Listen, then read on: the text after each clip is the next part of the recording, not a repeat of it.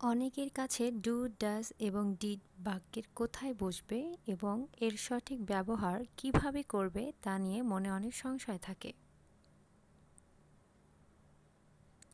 তো চলুন আজকে আমরা শিখব ডু, ডাজ এবং ডিড এর সহজ এবং সঠিক ব্যবহার। তাই ভিডিওটি না টেনে পুরো ভিডিওটি দেখুন, আশা করি এদের ব্যবহার অনেক সহজ হবে।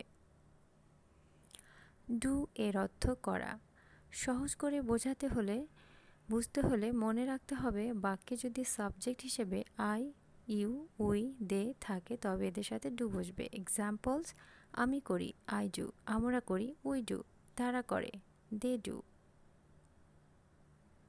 ডু যেখানে বসবে মেইন ভার্ব হিসাবে, হেল্পিং ভার্ব হিসাবে, ইন্টারোগেটিভ সেন্টেন্সে এবং নেগেটিভ সেন্টেন্সে। মেইন ভার্ব হিসেবে ডু, আমি কাজটি করি, আই ডু দ্য ওয়ার্ক; আমাকে কাজটি করতে দাও, let me do the work; তারা অঙ্কটি করে, দে ডু দ্য সাম। এখানে ডুকে মেইন ভার্ব হিসেবে ব্যবহার করা হয়েছে।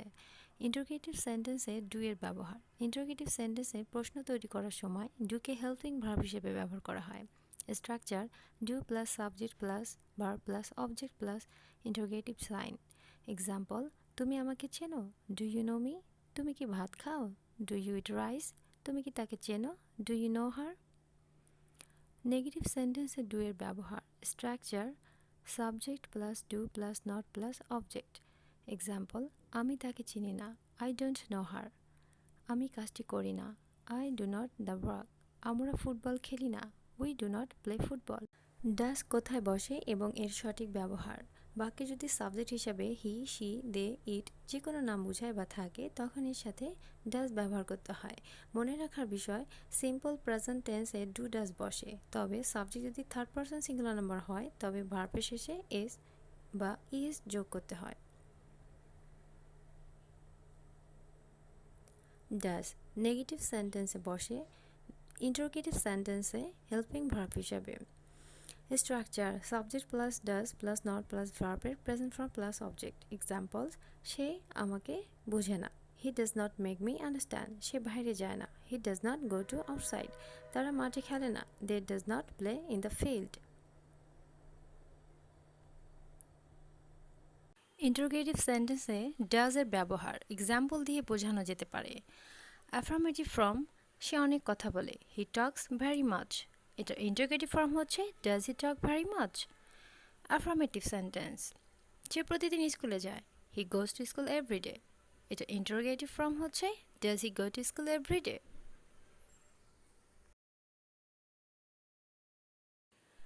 ডিড ডিড অর্থ করেছিল। ডু এর পাস্ট ফর্ম হচ্ছে ডিড। যখন সাবজেক্ট হিসেবে I, you, we, they, he, she, it যে কোনো নাম থাকবে তখন ডিড বসবে। ডিড এর ব্যবহার মেইন ভার্ব হিসেবে, হেল্পিং ভার্ব হিসেবে, ইন্টারোগেটিভ সেন্টেন্সে এবং নেগেটিভ সেন্টেন্সে ডিড বসে।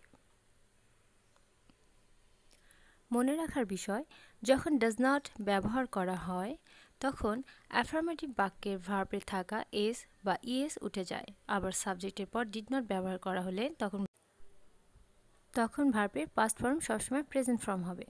মেইন ভার্ব হিসেবে ডিড, আমি করেছিলাম, আই ডিড; সে করেছিল, হি ডিড; আমি কাজটি করেছি, আই ডিড দ্য ওয়ার্ক।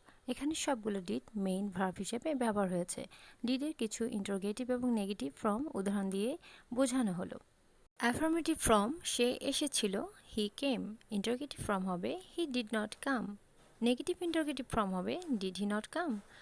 আরেকটি উদাহরণ, অ্যাফার্মেটিভ ফর্ম: আমি ছেলেটিকে সাহায্য করেছি, I helped the boy; negative form I did not help the boy. Negative and interrogative form হচ্ছে did I not help the boy. Please subscribe. ভিডিওটি যদি এতটুকু ভালো লেগে থাকে অবশ্যই লাইক, কমেন্ট এবং শেয়ার করতে ভুলবেন না। আরও নতুন বিষয় ভিডিও পেতে চ্যানেলটি এখনই সাবস্ক্রাইব করুন। Thanks for watching.